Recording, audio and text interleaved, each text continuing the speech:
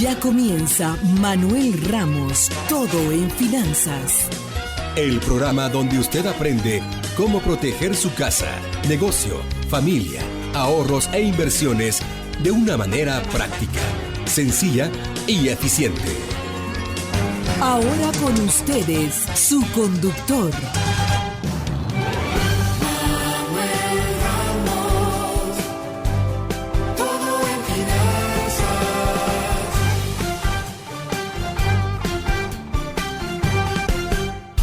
Más allá del pánico bancario, la pregunta que está en el aire es: ¿en dónde está todo el dinero que ha salido de los bancos?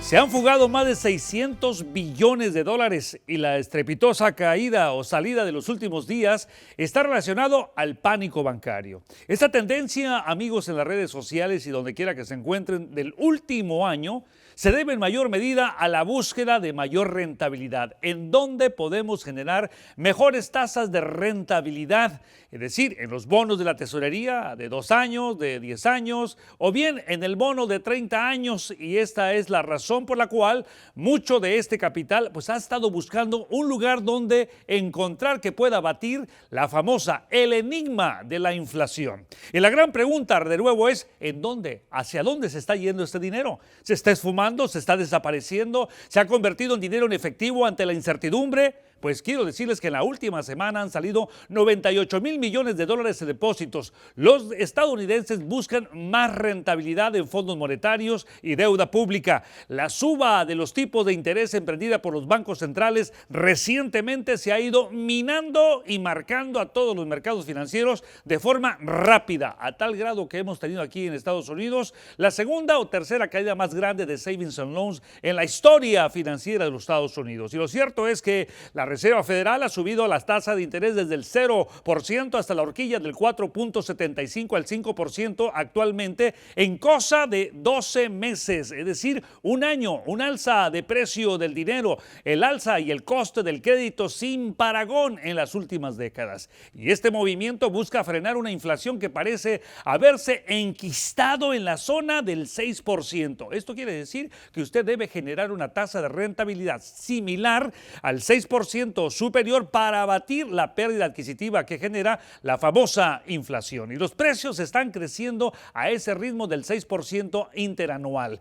Con una inflación de tal magnitud, amigos, mantener el dinero en los depósitos que rindan menos que lo que acabo de mencionar, pues obviamente deberíamos de estar nosotros ya buscando activos de inversión, acciones preferenciales, bonos convertibles hacia acciones que pueden dar un mejor rendimiento, incluyendo las opciones que se pueden vender en corto para efecto de lograr esas primas que se convierten en dividendos para muchos de los inversionistas. Por esta razón, nosotros los estadounidenses estamos diversificando los ahorros, buscando zonas de confort para dónde está precisamente ese depósito que puede dar la mayor protección en caso de una quiebra bancaria. Bueno, amigos, esto es el arranque y el inicio del tema del día de hoy.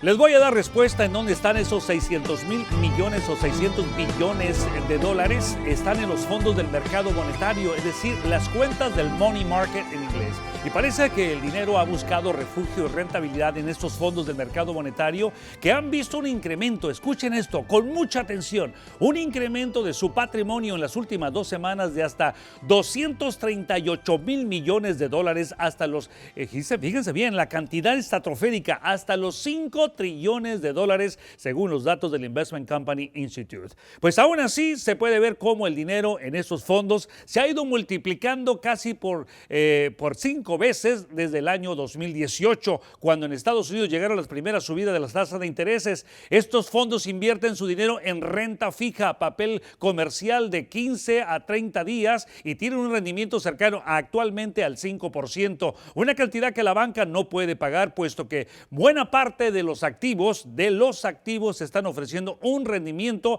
muy bajo todavía en el sistema bancario. Aunque hay ciertos certificados de depósitos que ustedes pueden comprar entre el margen del 3 hasta un 5.25%. Acuérdense que los certificados de depósito son familiares, son primos precisamente del mercado de dinero o las cuentas del money market. Tampoco hay datos semanales de las tenencias que los americanos tenemos en deuda soberana, es decir, en las notas del Tesoro, pero fuentes financieras aseguran que están entrando miles de millones de dólares en el mercado de deuda pública. Acuérdense, deuda pública, bonos de la tesorería de los Estados Unidos, y los rendimientos están en el margen del 4.6%. En lo que se refiere al dinero en efectivo, solo hay datos hasta el mes de febrero y no se atisba un incremento de este tipo de dinero, que suele ser el refugio de muchos cuando cunda el pánico o cuando cunde ese pánico, y sobre todo en un sector que es el bancario. Por esta razón, yo creo que al final lo que Jerome Powell, presidente de la Reserva Federal de Estados Unidos, asegura que la fuga de depósitos se ha estabilizado en este momento aquí en el país en la última semana, aunque todavía no tenemos esos datos oficiales. Y Jerome Powell señaló que los flujos de depósitos se han estabilizado durante la última semana y que los bancos han acudido, pongan atención, los bancos han acudido a la masa de las líneas de crédito de emergencia establecidas después de las quiebras del Silicon Valley Bank y Signature. Los datos publicados el jueves pasado revelaron que las instituciones habían acudido a la ventanilla de emergencia para pedir más de $100,000 millones, el nivel más elevado desde la crisis financiera 2007-2009, y además pidieron otros $53,700 millones de otro programa de facilidad de la Fed fuera de la ventanilla de emergencia. Les estoy dando simplemente un adelanto de lo que ha ocurrido recientemente y en este mes de marzo que queda para la historia, donde surge de nuevo el fenómeno, el enigma,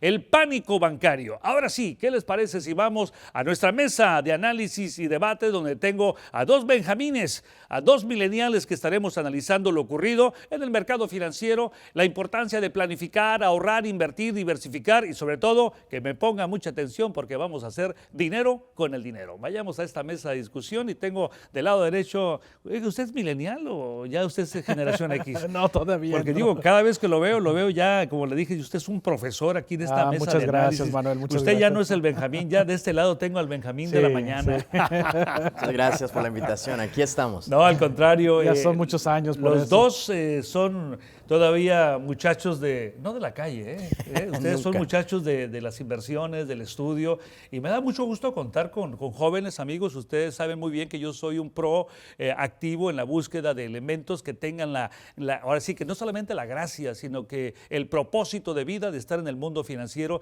y eso es lo que estamos haciendo aquí. Así es que, ¿qué les parece si entramos en el tema y usted tiene ya un análisis preparado de lo que he estado analizando y hablando con todos nuestros amigos en las redes sociales, en Facebook, en YouTube? Envíeme sus preguntas, por favor, sus comentarios. Acuérdense, Ramos Economía, y hágame un gran favor y hagamos un gran favor a la comunidad hispana. Hagamos share, comiencen a compartir ya en este momento, porque va a ser necesario que esta misión que tenemos de crear cultura financiera, económica, política y social logre el objetivo de la hispanización de América. Así es que entremos en el tema.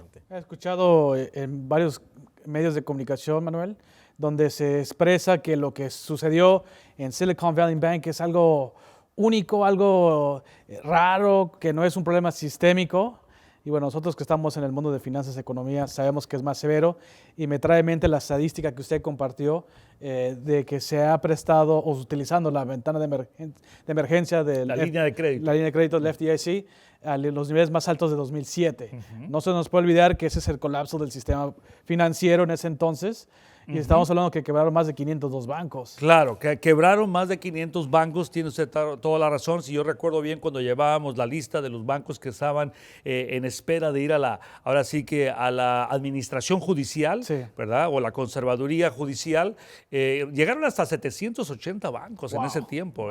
Pero les tengo un buen punto para los dos que les gusta la economía, les gusta la historia. Además, ustedes saben que yo soy un estudioso de los ciclos económicos. En la Gran Depresión económica quebraron cerraron 9,400 bancos. Imagínense ustedes en 3 años, 9,400 bancos, mi queridísimo Luis. Y no solamente eso, la economía cayó en depresión porque hubo una orden en la cual el gobierno de Estados Unidos confiscó literalmente el oro de todas las personas que tenían en las cuentas, en sus bancos de depósito. Imagínense ustedes. Pues cómo no íbamos a caer en depresión. Bueno, en aquel entonces, ¿no? La economía, ¿no? O sea, te deprimes porque el gobierno mismo te quita, te roba. Ya pagamos tantos impuestos y todavía quitarte el oro de aquel entonces y los bancos, imagínense.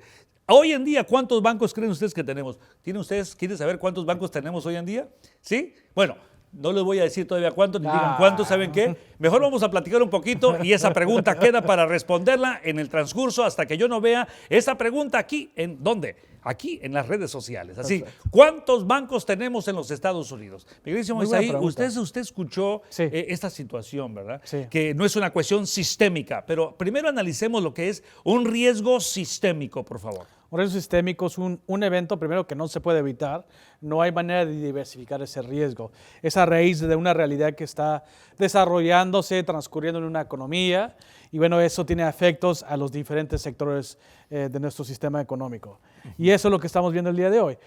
Lo que transcurre en el sistema bancario, por ejemplo, no solamente limita al sistema bancario, sino vemos el efecto en otras industrias. Y a eso nos referimos en esa definición. Ahora, 600 billones de dólares que salieron no este mes, sino desde el año pasado. O sea, tenemos un año, mi queridísimo Luis, donde 600 billones han salido del sistema bancario en búsqueda de dónde colocar lo que pueda generar una mejor tasa de rentabilidad. ¿Quién quiere empezar? Bueno, usted trabajaba en el sistema bancario, ¿no? Usted estaba en JP Morgan Chase. Así es. ¿no? Y aún así sabemos que los pequeños bancos son los que tuvieron éxodo de capital y fueron a los JP Morgans, a los Bank of America, a los Citibanks, etcétera, etcétera, ¿no? Pero fíjese bien, estoy hablando de que no empezó la salida hoy. Claro. Hace 12 meses atrás, hasta la fecha, han sido precisamente 600 mil millones de dólares. Y la pregunta que sabe del aire es, ¿a dónde fue ese dinero? Vamos, ¿quién empieza? Bueno, hay diferentes maneras de cómo se ha puesto a trabajar ese capital, pero primero hay que considerar que mucha gente saca el capital de bancos pequeños, bancos regionales y lo lleva... En crisis, ¿no? En crisis, como lo que estamos platicando. Recientemente. Correcto. Ahorita lo voy a explicar en un contexto de más tiempo. Porque quiero irme más a los 12 meses, porque el contexto cercano ya lo sabemos. Claro, pero en el cercano... los sacan del banco regional y los ponen a los bancos grandes. Pero por otro lado, la gente que dice, bueno, ¿qué es lo que voy a hacer para mantener el poder adquisitivo de mi capital? Pues saben que lo tienen que poner a trabajar por la inflación que usted está mencionando. Sabemos que la inflación llegó al 9.1% en junio del año pasado y ya hemos platicado en el pasado que es equivalente a perder un mes de poder adquisitivo de ingresos. Entonces, para que tu dinero valga lo mismo, tienes que generar un retorno en ese entonces de 9.1%. Entonces, diríamos, Luis, que las personas que estuvieron sacando el dinero de las cuentas de certificado de depósitos bancarios, buscando las cuentas del mercado de dinero o el money market, buscando acciones preferenciales, los fondos de rentabilidad, ya dijimos, nosotros especializados en la generación de cash flows o de flujos de efectivo, o sea, buscando tasas de rentabilidad superior a la inflación, ¿no? Sí. Pero antes del 9.1%, sabíamos que el certificado de depósito bancario, usted que estuvo ahí, ¿cuánto pagaban hace 12 meses o un año y medio atrás? Hace un año, excelente pregunta. Hace un año, cuando estaba todavía yo en la oficina de JP Morgan, 1.75 estaban bastante bajos. Y para ese entonces, muchos creían que era un buen interés.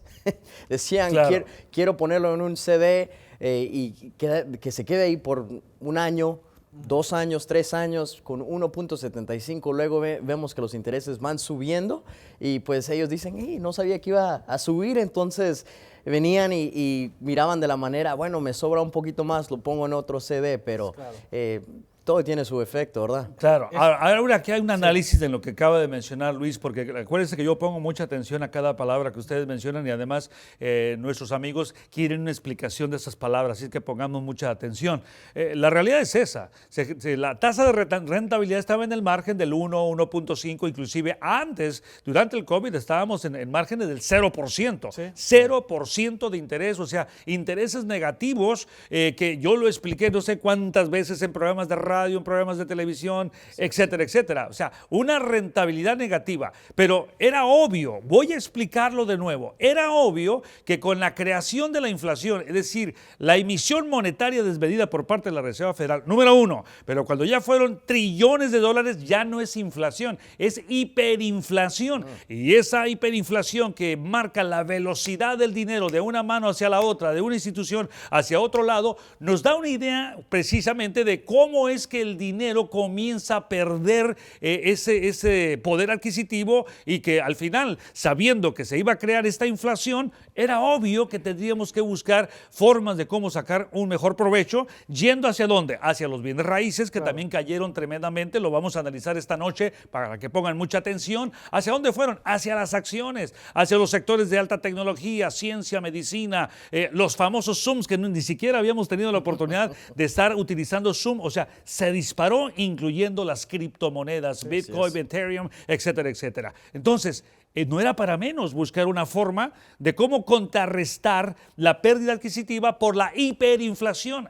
Vuelvo a explicar, hiperinflación significa, número uno, amigos, significa que vamos a estar nosotros entendiendo, muchachos, que es lo que produce el Banco Central en forma excesiva, ¿sí? Bueno, hay una manera de cómo se define la inflación en general es el exceso de capital fluyendo, circulando. Entonces, si imprimes 9 trillones de dólares y se consume esa capital, podemos argumentar que no causa inflación. Pero aquí se imprime un exceso de capital, no se utiliza porque todo está cerrado, las compañías no están produciendo y esa diferencia provoca la inflación. Bueno, lo que pasa es que si se produce dinero también tiene que haber en paridad del producto y servicio, pero nada más era impresión de dinero, no había producto y servicio. De hecho, la cadena de suministro fue dañada por el COVID-19. Ahora, eso es lo que estamos hablando y analizando ahorita. Claro. Lo que muchos no saben, y ahora lo voy a explicar directamente a ustedes, amigos, lo que muchos no saben es que el sector inmobiliario tuvo un impacto, una contracción del 36% entre febrero y el mes de marzo, justamente durante la recesión más corta que hemos tenido en la historia del COVID-19. Imagínense, una contracción del 36% y después voy a pedirle a mi equipo de producción que nos pongan una gráfica para analizar el sector inmobiliario en su momento. Pero desafortunadamente, lo ocurrido recientemente ha sido que desde el mes de mayo del año 2021, mayo-junio, la contracción ha sido vertiginosa en lo que es el precio. Ya se perdió prácticamente esa suba que tuvimos del equity y la venta de propiedades se ha desplomado de forma vertiginosa. Pero eso, primero vamos a analizarlo aquí en la mesa de debate. Sí. ¿Y qué opina usted acerca de eso? Y vamos a ver las gráficas después. Bueno, inicialmente cae bienes raíces por la incertidumbre de qué venía la economía en ese entonces. Si se estaba acabando el mundo, como lo estaban vendiendo, la gente no iba a ir a comprar una propiedad. Pero aquí no se nos puede olvidar que no todo el mundo le fue mal. Hubieron personas esenciales, como se le llamaba, o industrias que generaron dinero como nunca y al mismo tiempo tomaron ventaja de la inflación monetaria más la reducción de tasa de interés. O sea, hay personas que adquirieron una hipoteca con un 2.7% de interés. Así es. Sí. Las personas ven eso como una oportunidad. Obviamente se ahorran bastante en el pago mensual con una tasa de interés tan bajo. Incrementa la demanda de financiar en ese tipo de precio y vemos esa inflación a la alza. Ahora, pregunto a nuestro millennial, Luis. Claro. Tú estando en el sistema bancario, operando, ¿supiste que el sector inmobiliario tuvo una caída del 36% entre febrero y marzo del año 2020? De hecho, no estábamos al tanto. ¿No? Al tanto. Al tanto, sí. Perdón. Muy bien. No estabas al tanto. Bien, pero no nada más tú. Yo estoy diciendo, muchísima gente en el país no lo supo. Pero la pregunta es ¿por qué? Es muy sencillo. Porque hubo la mano visible del presidente, del expresidente, del indicto presidente Donald Trump. Wow, qué pesado está eso, ¿eh? Sí. Que firmó una orden ejecutiva para que ninguna institución financiera o bancaria o hipotecaria o prestataria quitara o hiciera ventas de foreclosure. Es muy, wow. Correcto. buen punto. ¿Lo sabía usted? No. ¿Está aprendiendo? Sí. Le voy a mandar su recibito a usted, a su papá y a su mamá, ¿ok? Muy interesante lo que estoy explicando porque muy pocas personas supieron lo que había ocurrido. El famoso forbearance. Muy bien. Y fueron 24 meses y la gente que no pagó. Además, Era lógico pensar que si eran más de 10 millones de personas que estaban rentando, que no estaban haciendo pagos en las hipotecas, los dueños de las propiedades, o sea, los famosos dicen los que rentan, o sea, los renteros y los que les rentan a los renteros, oiga, pues es un efecto dominó. Sí. Si no pago la renta, el dueño de la propiedad, ¿cómo va a ser el pago de la hipoteca? También tuvo que acudir a que se le apoyara y muchos de ellos obviamente no recibieron asistencia federal y tampoco del Estado. Sin embargo, como dice Isaí, muchos se beneficiaron también. Solamente estoy explicando porque hay muchos de ustedes que todavía creen que el sector de bienes raíces no había caído. No, sí cayó y se lo voy a demostrar en gráficas macroeconómicas que provienen de nuestras terminales de información y en particular la terminal de Bloomberg. Deme su explicación al respecto, señor. Bueno, Manuel, hablando del forbearance, ahí es donde uno ve el impacto de las medidas que se tomaron durante la pandemia. El no perder tu propiedad, pues en medio de una crisis ayuda a muchas personas, pero también tiene un precio, ¿no? Y el precio es que se interrumpe el ciclo económico tradicional. Normalmente, si tú no haces pagos de tu hipoteca, después de cierto tiempo, o la vendes al mercado o la pierdes, ¿no? Y en este caso no sucedió eso. Hubo una contracción de oferta, o sea, no incrementa el número de propiedades en venta, y al mismo tiempo las personas que están comprando, tomando ventaja de ese sector, van y compran y causa esa inflación que vimos en bienes raíces. Yo creo que aquí, en este punto, a los dos les comento, yo veo como la mano visible del Estado, la manipulación por parte de la Reserva Federal, los paquetes de rescate fiscal que son parte de una filosofía económica que viene de los años 30, de John Maynard Keynes, o el keynesianismo en todo su esplendor, y además con una exuberancia por el lado del Estado, no del mercado. El mercado estaba escondido, atrapado, estábamos como ratones en nuestros hogares por las ventanas asomándonos y con mascarillas, y nos tapábamos para ver qué estaba ocurriendo allá afuera, a ver quién caía del maldito virus. ¿Cierto o no? Así es. ¿Sí? Sí. No estoy exagerando, ¿eh? No estoy exagerando. Esto que les menciono, miren, estoy escribiendo ahorita bastante al respecto porque quiero en la nueva revista que estamos ya estamos prácticamente terminándola, quiero dar un recuento de los daños, pero sobre todo de esa colusión de la mafia entre la Reserva Federal, las instituciones monetarias, el gobierno federal, los paquetes de rescate fiscales y bueno, al mercado, dijera mi queridísimo Isaí Juárez, quien es un estudioso también de la política en los Estados Unidos, bueno, si al mercado le das, oye, ¿a quién le van a dar pan que llore, chiquito? No, al contrario, ¿no? O sea, si le das el pan, lo agarra el dinero, ¿y qué va a hacer con él? Pues oye, aquí le daban hasta $6,800 a la familia. Aquí en los programas me mandaban mensajes de programas de radio. Señor Ramos, sí, bueno, oye, señor Ramos, ¿cuándo nos mandan el próximo cheque? Y ahora que estamos pagando el precio, a nadie le gusta la desinflación. Déjelo, felicito, disculpa que lo felicite. Me da gusto que usted haga ese tipo de análisis porque la gente se nos olvida. O sea, me dejó como paralizado. Yo estaba de una manera histriónica. Yo ya estaba metiéndome como todo un actor. Es que eso se merece un aplauso, la verdad. Mire. Pues un aplauso, equipo. Un aplauso, gracias. Y le voy a explicar por qué se lo digo. Sí. Porque se nos olvida. Se nos olvida lo que ha transcurrido en los últimos 3 años. Se nos olvida el efecto que tuvo la pandemia y la manipulación visible que usted está diciendo. Y si no hacemos un análisis para aprender de esa lección, ¿sabe qué sucede, Manuel? Se repite la historia en el futuro. Entonces, aquí la clave es aprender lo que ha sucedido. Ahora, le quiero hacer un comentario. Si el gobierno no hubiera interferido con el ciclo económico, y hablemos en el sector de bienes raíces, no sé cómo lo ve usted, pero vamos a suponer que no hubieran imprimido dinero, no hubieran bajado la tasa de interés, no hubieran hecho el forbearance. La consecuencia, en mi punto de vista, en bienes raíces, sería quizás una contracción superior a lo que sucedió en el 2008. Sí. Sin duda. Sin duda, porque hay más inflación. A mayor inflación, un globo entre más grande y más aire le pones, obviamente flota más, vives en una burbuja, pero cuando estalla, cuando se pincha, obviamente el golpe es mayor. O sea, entre más elevada sea la deuda, mayor es el golpe en la caída. ¿Cierto o no? Cierto. ¿Sí? Ahora, vamos a analizar esto ahora en un ángulo muy interesante. Pero este ángulo, estimados, tiene que ver con que ustedes comiencen a enviarme las preguntas y comentarios a través de Facebook en Ramos Economía. Que ustedes comiencen a hacer sus comentarios porque este programa es de y para usted, la comunidad hispanoparlante, no solamente de California, sino de toda la Unión Americana o en cualquier parte de Latinoamérica donde ustedes están con nosotros. Muchísimas gracias por esa oportunidad. Así es que, ¿qué les parece si vamos a una pequeña pausa comercial? ¿Y qué creen? Regreso con más, caray.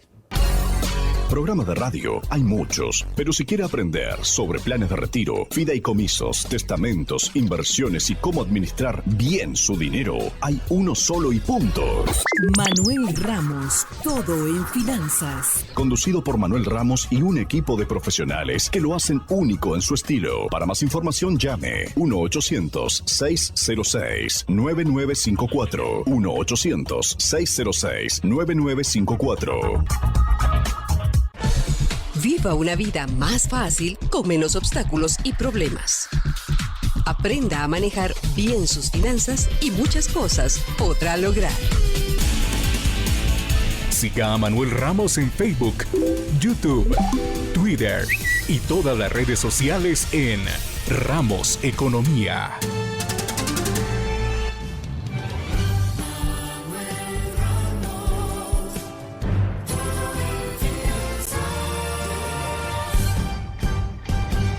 ¿Y cuál es la desconexión que tenemos? ¿Cuál es el resultado entre los cuentavientes, el gobierno en general, y me refiero a la banca central, el gobierno de Estados Unidos, y nosotros, los que caminamos por las calles de la gran ciudad, los de a pie, y los que muchas veces caminan tanto que hasta el zapato se desgasta, imagínense ustedes. Y los bancos estadounidenses pues han sufrido una fuga, como ya lo dije, de depósitos que supera a los 600 billones de dólares en cuestión de un año, y ya lo hemos explicado, esto se agudizó con el reciente pánico bancario, y los ahorristas, nosotros buscamos no perder el poder adquisitivo en tiempos de elevada inflación o de hiperinflación, y por ello están abandonando las cuentas y los depósitos de la banca. ¿A dónde los están llevando? Ya lo dije, cuando menos a los fondos del mercado financiero, the money market account, que por cierto nosotros también utilizamos el fondo de money market o el mercado de dinero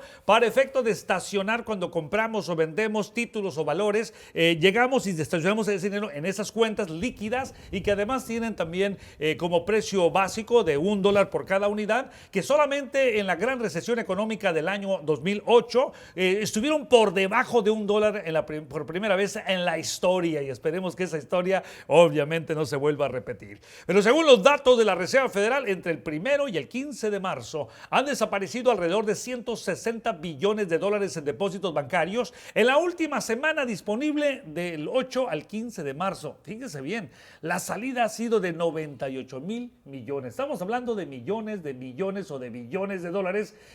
A veces queremos decirlo en español o en inglés, pero creo que yo voy a dedicarme mejor en el programa y en todo lo que hagamos aquí de hablarles de billones, porque al final estamos aquí en los Estados Unidos. Y los que están allá en México, Centro, Sudamérica, en otros países, pues obviamente me entenderán que vamos a establecer esos parámetros para la moneda estadounidense. Y los datos demuestran que la mayor parte del dinero que ha salido como causa del pánico se ha marchado de los bancos pequeños. ¿A dónde? A los regionales, a los medianos y finalmente a los big to fail. Vayamos a la mesa de análisis de nuevo. Oiga, eso me dio risa, sí, ¿no? Los big to fail. ¿Saben por qué?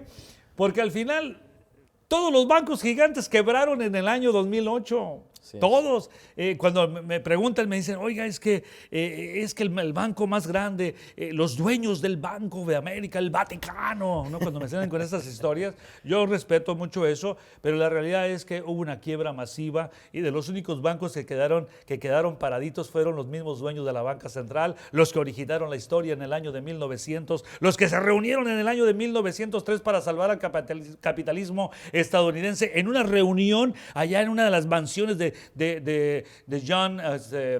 John Pierpont, ¿eh? Yeah, Pierpont. Pierpont Morgan, o sea, JP Morgan, en pocas palabras, lo reunió a 125 banqueros en su casa, en su biblioteca, y le dijo al carcelero de su casa, no, le dijo al amo de la casa, póngale llave para que nadie salga, hasta que 125 banqueros de los más importantes de aquel entonces se comprometieran a poner $25 millones en aquel entonces, que eran toneladas de dinero, para salvar al capitalismo estadounidense. Wow. Y bueno, la historia después se convierte en el Banco de Reserva Federal, etcétera, etcétera, y JP Morgan nunca pierde. Ay, no, bueno, usted trabajó con ellos, ¿eh?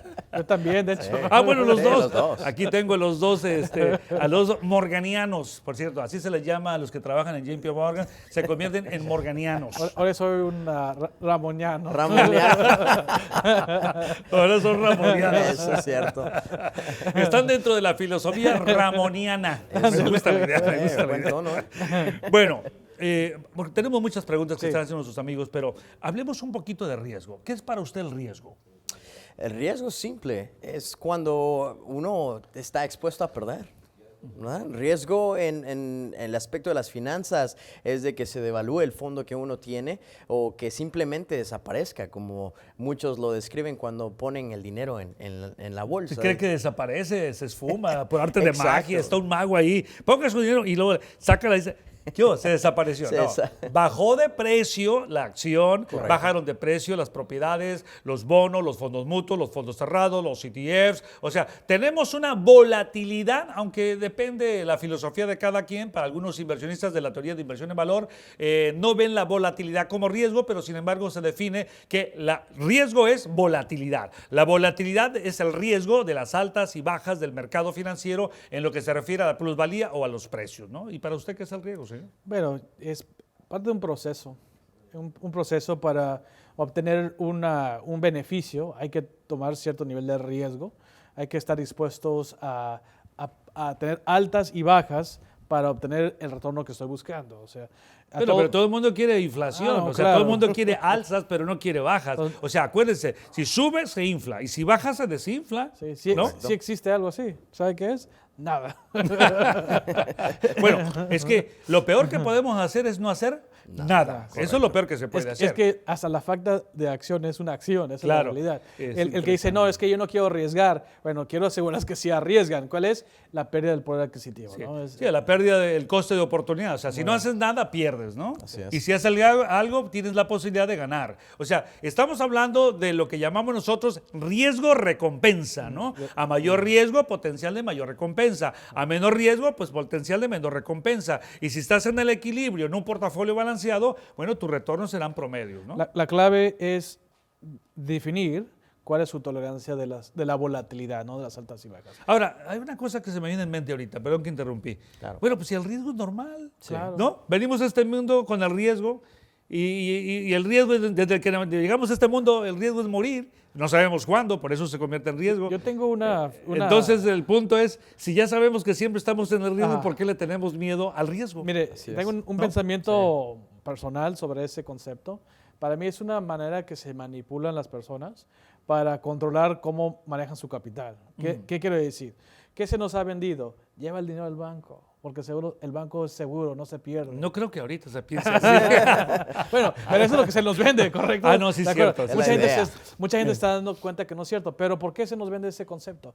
Porque llevo mis ahorritos, mis centavitos, lo pongo en el banco donde no hay riesgo, pero el banco sí está tomando riesgo con ese capital. Claro. Es lo que ocurrió en esta ocasión y en todas las ocasiones. O sea, siempre se toma ese riesgo en cualquier cosa que hagamos en la vida. Y la pregunta es, ¿por qué el banco está dispuesto a tomar riesgo? Porque el banco sabe que para generar una ganancia tiene que poner a trabajar ese capital. Claro. ¿Sí? Ahora, hay momentos en el sistema bancario, como lo estamos viendo, en el sistema de bienes raíces, en la bolsa, en un negocio, donde van a haber contracciones. Claro. ¿verdad? Es normal, es parte de la eficiencia. Y los que entendemos ese proceso lo vemos al revés, ¿no? Pues nada más no pongas todos tus huevos en una sola canasta, ¿no? No solamente eso, cuando hay esas pocas oportunidades en el ciclo económico, donde baja el mercado, es el momento para comprar. Claro, entiendo eso. Pero digo, la diversificación es esa, ¿no? Claro. Y el dicho que a ti no te lo enseñó tu abuela, me imagino, ¿o sí?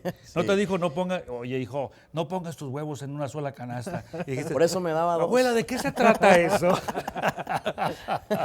No. ¿A poco no ibas con tu abuela al pueblo y te llevaban y traían una canastita y ponían todos los huevos ahí? Los huevos, sí. O sea, hijo, no los pongas todos en una canasta, cabezón. O sea, llévate 3 canastas y divídelos, porque si se te cae una, te quedan las 2. Así es. Bueno, diversificación, a eso Correcto. se refiere, ¿no?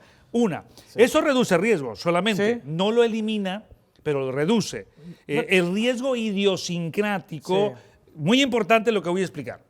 Riesgo idiosincrático se refiere al riesgo por sector, por compañías. Por ejemplo, si usted está súper invertido en este momento en el sector de alta tecnología, lo más seguro es que usted tenga un tremendo retorno, porque ahora la tecnología se ha convertido en el cielo de seguridad para los inversionistas, como usted lo está viendo. O sea, me refiero a los Apple, los Google, Teslas, Amazon, etcétera. Las grandes compañías, ¿no? Se convierten en eso. Bueno, pues, tremendo disparo que va a tener. Pero también cuando hay una contracción del precio, también obviamente bajan muy rápido. Entonces, para reducir el riesgo, lo explicábamos en programas anteriores, pues en sectores, ¿no? No todos en un solo sector, no todo en dólares, no todo en pesos, no todo en bonos, no todo en acciones, no todo en Estados Unidos, no todo en Europa, no todo en Latinoamérica, diversificación por sectores, por regiones, etcétera, etcétera. Pero algo interesante también ocurre aquí, que podemos nosotros matemáticamente hacer una ecuación algebraica de ingeniería financiera y ajustar el riesgo. Es decir, si yo, por ejemplo, en ese momento compro bonos de la tesorería que están baratos y compro acciones de tecnología, estoy comprando 2 tipos de inversiones totalmente contrarias. Cuando este baja, el otro sube de forma contraria. Sin embargo, en el año 2022 ha sido único, porque la contracción de las acciones del sector de tecnología, al igual que los bonos de la tesorería, por el incremento de la tasa de interés por parte de la Reserva Federal, ambos cayeron al mismo tiempo. Un evento único en la historia. Explique eso. Eso es clave, Manuel, lo que se está mencionando, porque normalmente cuando el mercado está en un proceso de contracción, el refugio ha sido los bonos. Correcto. Realmente se voy a buscar lo que es menos volátil, lo que es más estable, voy a prestar mi dinero principalmente al gobierno federal, al gobierno estatal, condados, ciudades, corporaciones. Eso es lo que buscamos, una estabilidad, excepto cuando incrementa la tasa de interés. ¿Por qué? Porque se devalúa el valor de esos bonos. ¿Ya? Claro. Y ahora le voy a explicar por qué se devalúa. Sí. Porque si yo tengo un bono que paga, un ejemplo, el 3% y la tasa de interés sube el 7%, bueno, quiere decir que tengo que crear un incentivo para el comprador. ¿Cuál es el incentivo? Descontando el precio, ¿no? Entonces, eso es lo que vimos. No solamente incrementó la tasa de interés leve, como lo ha sido en el pasado, lo incrementaron más de 4% en un año. Y eso es la razón que ustedes han visto contracción en ambos sectores. Pero ahí le va la buena noticia, Manuel. Démela, por favor, yo la espero.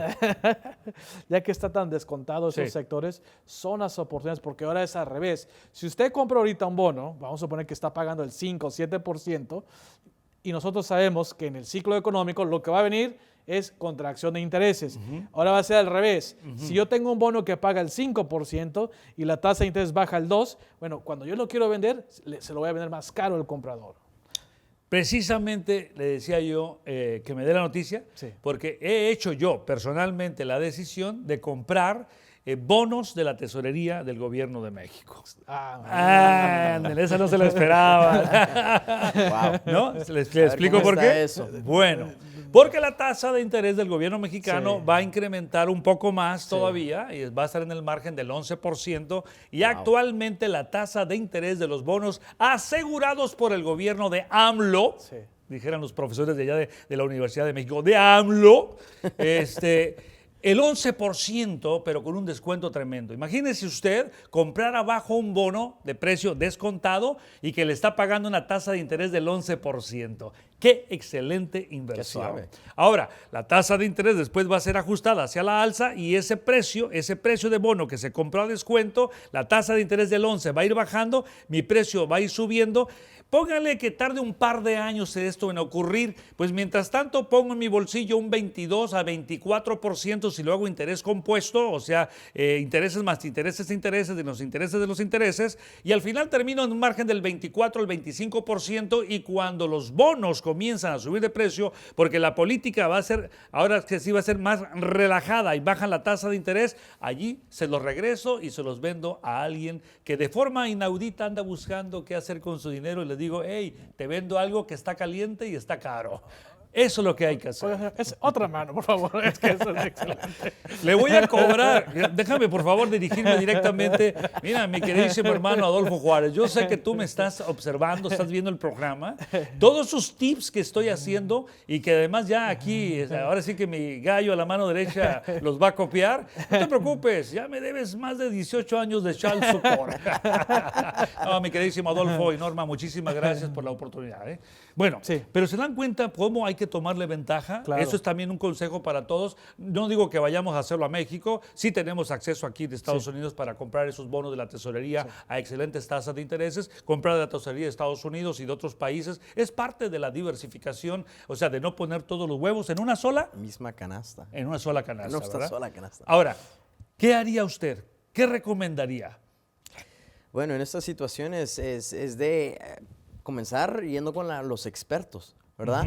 Si uno no tiene experiencia con las inversiones, entonces es como que usted tuviera una enfermedad y se quisiera como dicen por ahí, autooperar, no se puede. Entonces es de ir con un experto y asesorarse, informarse y a la misma vez... ¿Sabe usted el número de aprovechar. teléfono? Porque ya está dando un comercial, pues usted me diga el teléfono al aire. Por favor, pongan el teléfono en pantalla. El 1-800-606-9954. Repita. Así es. 1-800-606-9954. Así es. Ya se aventó un comercial, pues ya termine con el teléfono, caray. Bueno, vamos a saludar a nuestros amigos, ¿les parece? Claro. Ah, pues aquí está, me dice Adolfo Juárez. Dice, sí te escuché, mi hermanito, saludos. Mi queridísimo Adolfo, ya sabes, todo mi amor, mi aprecio para ti y para la familia en casa. Y bueno, yo me sigo encargando del muchacho, no te preocupes. Y luego tenemos a Johnny Brew, dice, mi queridísimo Johnny, muchísimas gracias. Dice, pregunta, profe, tengo a mi papá, se me comentó que quiere pagar un seguro de vida y tiene 71 años de edad. ¿Ustedes pueden ofrecer o ayudar? ¿Y qué le recomienda? Está pensionado y recibe seguro social y SSI. Cuidado, cuidado. Ya cuando estamos hablando del SSI, mi queridísimo Johnny, hay que establecer lo que se conocen como fideicomisos para el seguro de muerte o el seguro de vida. ¿Por qué? Porque el SSI sí los toma en consideración, máxime si son seguros con valores en efectivo acumulados. Recomiendo que ustedes, ya seas que tú compres el seguro para no hacer un fideicomiso, tú eres el dueño del contrato, tu padre es el asegurado y bueno, y que él determine quién es el beneficiario, si es tu propia persona. Hay que tener mucho cuidado cuando estamos hablando del Medicaid, que realmente es el estado de beneficencia pública de los Estados Unidos. Y bueno, si alguien está recibiendo el SSI, recomiendo establecer fideicomisos irrevocables. Muy importante que ustedes pregunten a especialistas en la materia, así sea una póliza de últimos gastos. ¿Qué quiero decir con esto? Que si tu padre, mi queridísimo Johnny, no logra calificar para una póliza de seguro porque tiene, no sé, algunas condiciones médicas, alta presión, diabetes, no sé, algo que sea contrario a que la compañía de seguros lo pueda aceptar, pues obviamente te recomiendo entonces que hables con los aseguradores o los colegas que tenemos que pueden ofrecer pólizas directamente asegurables que después de 2 años no importa si la persona fallece por una condición, la compañía de seguros va a pagar por ello. Una póliza de últimos gastos es fundamental, pero sí, hago aclaración, para todos aquellos que reciben beneficios del Estado de Beneficencia Pública, SSI, Medicaid, Medical, háblenos, por favor, mi queridísimo David. Puede poner el teléfono en pantalla, 1-800-606-9954. Muchísimas gracias, Johnny, por llamarme profe. Al contrario, es un placer. Ya tengo aquí mi suplente a un lado mío. Bueno, amigos, sigamos platicando, ¿no?, de cosas interesantes, pero también tenemos personas que están preguntando sobre los precios de las propiedades. Esa pregunta me la está haciendo en privado Carmen. Carmen dice, Manuel, ¿usted cree que realmente estén bajando las propiedades? Bueno, ¿qué les parece si analizamos la gráfica? Creo que aquí, Carmelita Rodríguez, por favor, ponga atención. Sí, porque las propiedades realmente han estado bajando. Vamos a poner la gráfica esta en pantalla, si son tan amables para yo explicar. Y esta gráfica, mi queridísima Carmen y todos los que están viendo aquí, si ven esta contracción en V, si la ven, esa es precisamente la caída de las ventas de propiedades aquí en Estados Unidos durante el COVID-19. 36% de caída, y su pico está entre el mes de mayo y junio del año 2021, y ahí se mantuvo esa onda que tuvo así en la parte de arriba la gráfica, y luego ha venido la contracción de las ventas. Imagínense usted que ya prácticamente, usted ve en el circulito ese, prácticamente las ventas que se habían logrado desde abril del año 2020 hasta mayo-junio del año 2021, que es en el margen de las 6.2 millones de propiedades, ya se desplomaron. Ahora tenemos un repunte en las ventas. Si ustedes ven allí esa parte azul en medio del círculo, en febrero hubo un repunte en las ventas. Sin embargo, si ven ustedes el precio, la línea roja, ese es el precio. Igual, ahí está COVID-19, pueden ver el punto del equity cómo fue. Ya se desplomó el 94% a nivel nacional de todo lo que había crecido la plusvalía o el equity de las propiedades. Así es que ahí tienen ustedes la idea central, y además el día de ayer se ha marcado como el 7º mes consecutivo de contracción de los precios. Y bueno, muchos que están vendiendo aquí en California están comprando en la Florida y en otros estados. Sin embargo, la información que nosotros tenemos, que es la información generalizada a través de los índices de precios y cotizaciones del sector del Case-Shiller, el gran profesor Robert Shiller de la Universidad de Yale, quiero decirles que ha marcado unas contracciones muy interesantes que, si ustedes son pacientes, obviamente van a sacarle un tremendo provecho al sector inmobiliario. Deme su opinión, señor. El Banco Central ha incrementado la tasa de interés para crear lo que se conoce como desinflación, o sea, normalizar el costo de bienes. Y sabemos que bienes raíces es uno de los sectores mayor impactados. No es lo mismo una hipoteca al 30 años con el 2.75% que al 7-8% si llega a ese punto. Entonces, eso es lo que estamos buscando, que la gente deje de comprar propiedades por el costo del crédito. Pero ¿cómo voy a dejar de comprar propiedad si este es el mejor momento para comprarme una? Así pensamos, me dijo, ¿no? mi agente de bienes raíces que las propiedades ya no van a bajar. Yo quiero mi propiedad. ¿Cierto o no? Sí. ¿Cierto o no? Por eso es importante entender el ciclo económico. ¿ya? Claro. El efecto de la póliza monetaria. Hay un concepto que le hemos platicado: don't fight the Fed, o sea, no pelees con el Banco Central, porque al fin de cuentas ellos son los que manipulan el ciclo económico para obtener el efecto en la economía que están buscando. Por ejemplo, en la pandemia bajan los intereses, se imprime dinero para que haya consumo. En un tiempo de hiperinflación suben los intereses, tienen póliza monetaria restrictiva para que la gente deje de consumir y se controle la inflación. ¿Qué es lo que les quiero dar a entender? Llega un punto donde es muy costoso, no solamente el incremento del precio, que ya lo sabemos que fue muy elevado, pero también el costo del crédito. Entonces, la idea es que la gente deje de consumir y al mismo tiempo, sabiendo que la economía se está desacelerando, ¿ya? ¿Cómo lo sabemos? Porque la inflación, de haber estado al 9.1%, actualmente estando al 6%, proyectándose al 3% al cierre del año, quiere decir que va a haber menos consumo.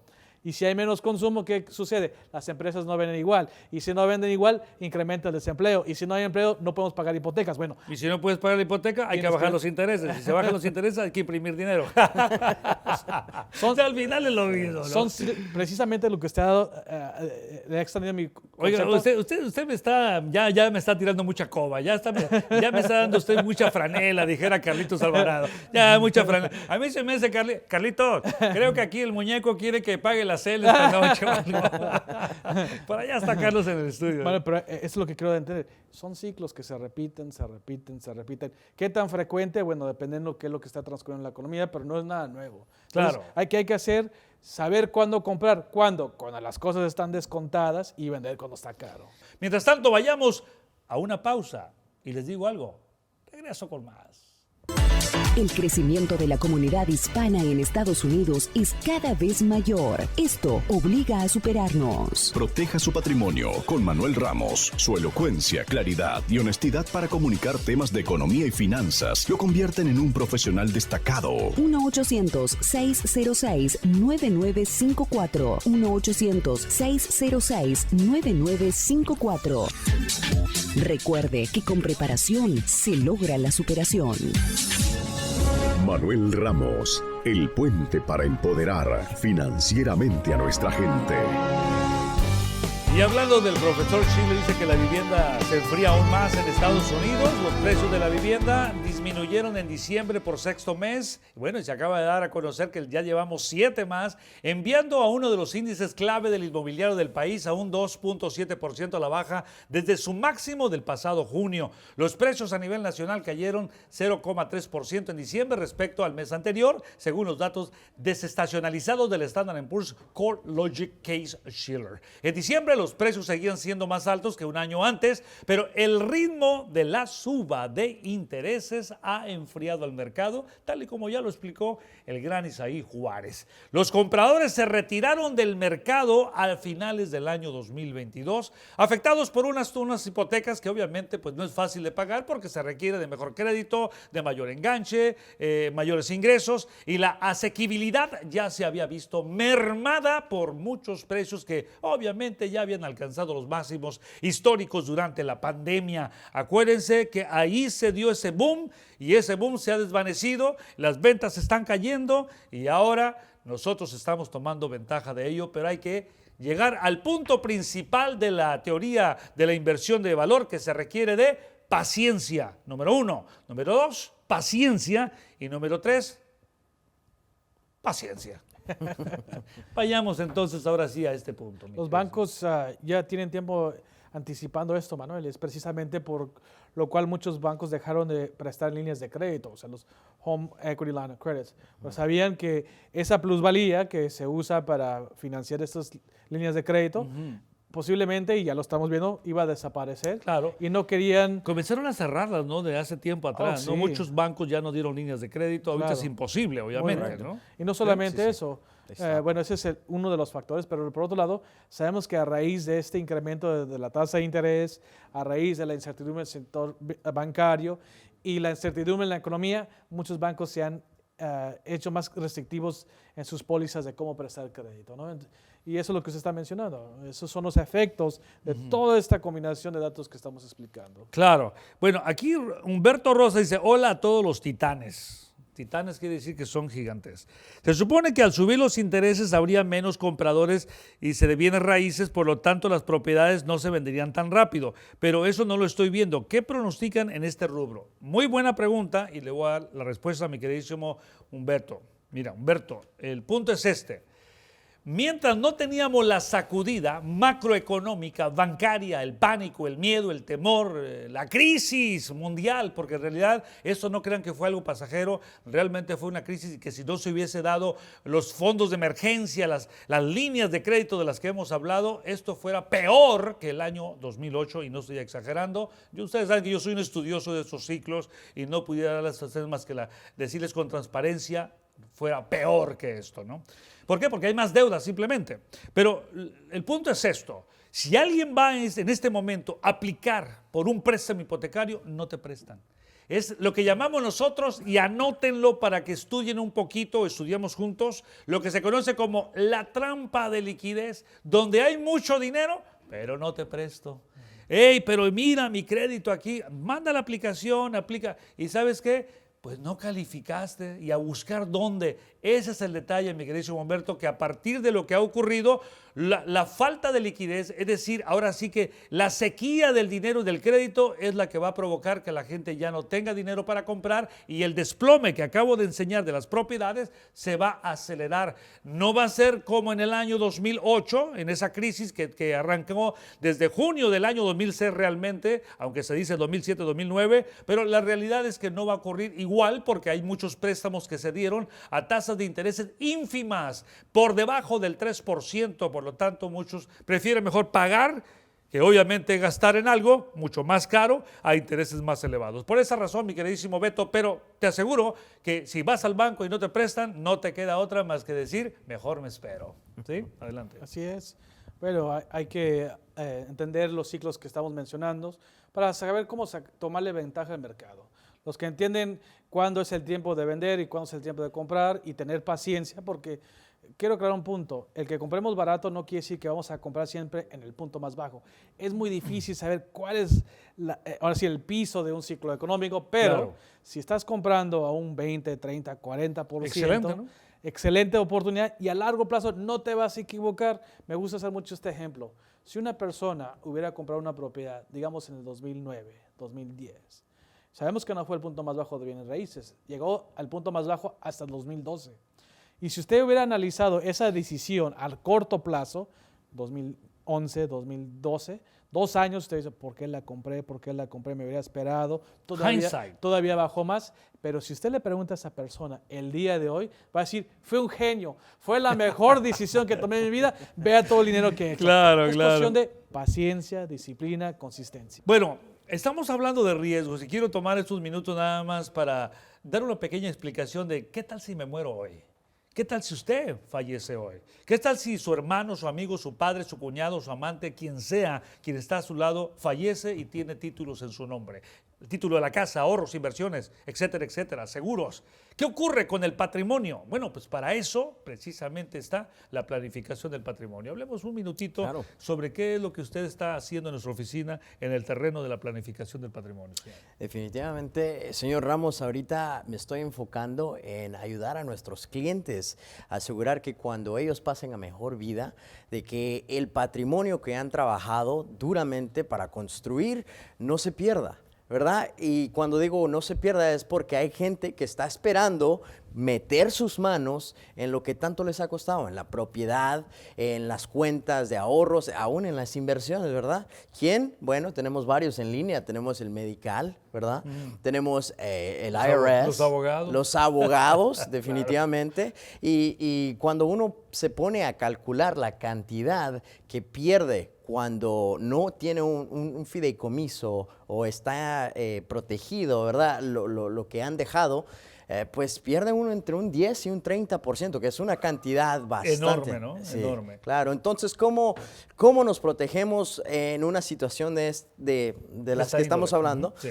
Un fideicomiso es una estrategia excelente. Si usted tiene un patrimonio y quiere asegurarse que le quede a las personas o los beneficiarios que usted quiere, pues deme una llamada, yo tengo una consulta con usted y platicamos acerca de cómo nosotros le podemos ayudar a proteger y asegurarse que su patrimonio esté en buenas manos. 1-800-606-9954 es el número de teléfono para que usted pueda hablar con Luis Vázquez. Así es, con Luis Vázquez y todo un equipo de especialistas que contamos con abogados en impuestos, contadores públicos certificados, asesores en seguros, asesores en inversiones, todos autorizados a nivel federal y a nivel estatal para llevar a cabo precisamente la planificación del patrimonio familiar. Por esta razón, hemos llegado a la recta final de su programa de Manuel Ramos, Todo en Finanzas. Una edición muy especial donde aprendemos, estudiamos un poquito de la historia, teoría y sobre todo los ciclos económicos que, como lo mencionaba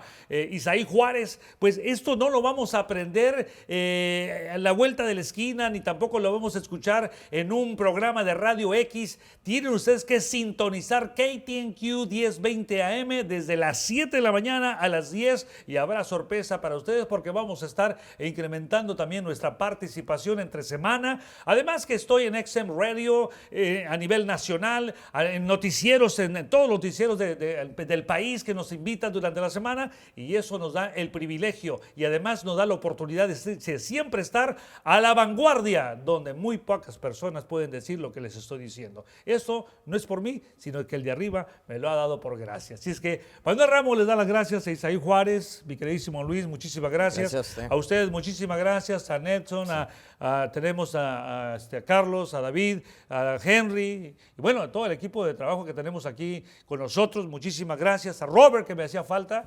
Gracias por estar con nosotros y siempre me les digo que Dios los bendiga.